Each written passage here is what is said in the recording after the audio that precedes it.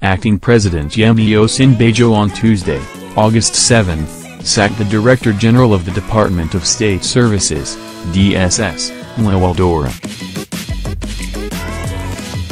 A statement by Lawal, his spokesperson, said, "The acting president, Professor Yemi Osinbajo, SAN, has directed the termination of the appointment of the Director General, State Security Service, Lawal Daura, with immediate effect."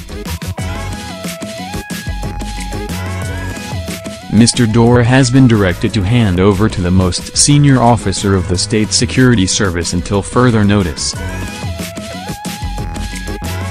Osinbajo also summoned the Inspector General of Police, IG Idris, and the Director General of the Department of State Security, Lawal Daura, at the Presidential Villa, Abuja. The news agency of Nigeria, NAN, gathered that the two security chiefs, who arrived also at different times, were to update the acting president on security developments including the blockade of the National Assembly by security officials.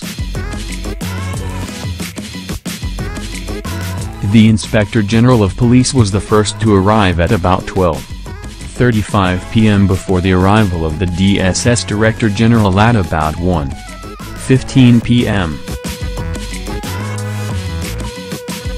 The police and operatives of the DSS early on Tuesday blocked the main gate of the National Assembly, preventing lawmakers and staff from gaining access into the complex.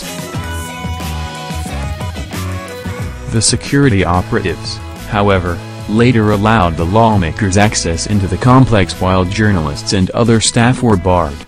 We earlier reported that operatives of the Department of State Services, DSS, took over the National Assembly complex. It was learned that lawmakers as well as staff of the National Assembly were initially prevented from entering the premises by operatives of the DSS.